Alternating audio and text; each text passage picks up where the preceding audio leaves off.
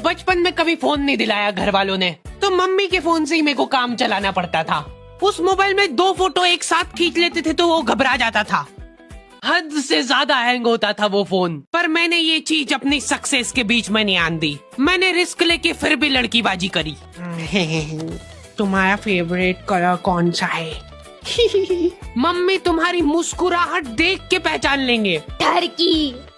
अभी देखो चैटें चल रही थी हमारी और मम्मी ने आके मेरे से फोन मांग लिया। 2 मिनट बैक। ऐसे टाइम पे हैंग हो गया वो फोन।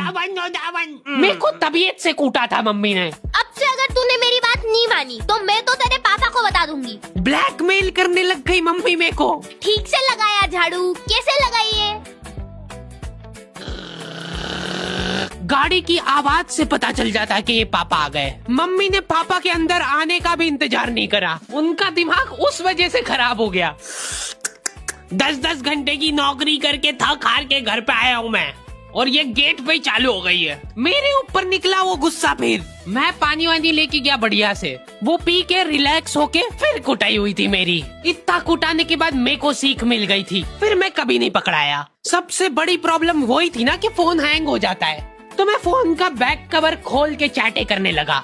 मेरा तो फेवरेट कलर ब्लू है। जैसे ही मम्मी आई फोन मांगने, हैंग हो गया वापस से। दे लो, बैटरी ही निकाल देता था मैं। खत्म, सबूत खत्म सारे। आंखों के सामने सबूत गायब कर देता। जब मैं वैन से स्कूल आता था तब वो लोग अपनी गियर वाली साइकिल लेके आते थे, एंड उनको देख के आई वाज लाइक, मम्मी मुझे गियर वाली साइकिल चाहिए। नहीं मिलेगी, फालतू के पैसे खर्च, अगले साल खरीदना। फिर जब 1 साल वेट करके मैंने फाइनली साइकिल खरीद ली, इस उम्मीद में कि मैं भी उनकी तरह कूल बन जाऊंगा, उन्होंने स्कूटी खरीद ली।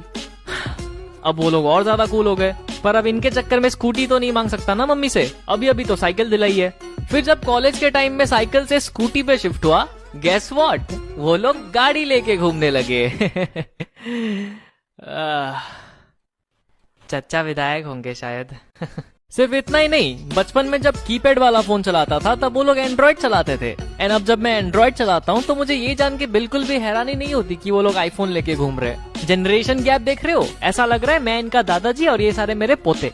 दादाजी आप अभी भी कीपैड वाला फोन चलाते हो?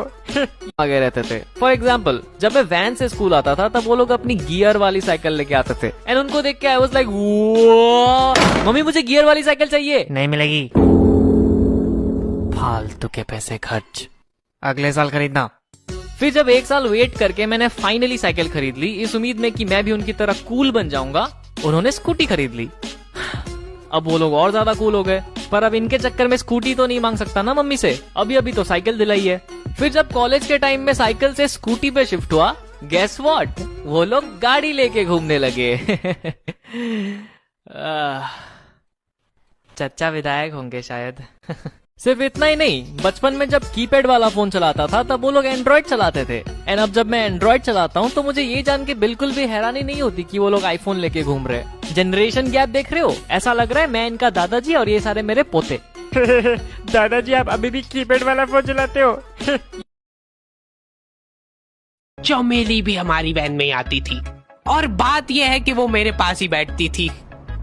मतलब मजबूरन, उसके पास और कोई ऑप्शन ही नहीं बचता था, और मैं बचाता भी नहीं था। मैं घर पे जाते थे, जो 2-3 घंटे मेरे को सोने के लिए मिलते थे उसमें सोता नहीं था, और मैं प्लानिंग करता था कि कैसे चमेली सिर्फ मेरे पास बैठे। चमेली सबसे आखिर में आती थी, और मैं सबसे पहले सुनसान वैन में चढ़ के बस्ता अपने पास में रख के और फसर के सो जाता था।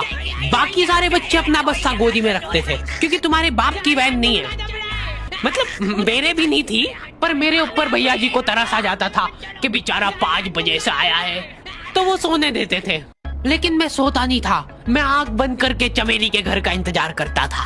तो क्योंकि चमेली आखिरी में आती थी तो वैन पूरी पैक पुक हो रखी होती थी, बच्चे बाहर उबल रहे होते थे, और मैं अपना बस्ता पास में रख के एक्टिंग देखो, एक्टिंग।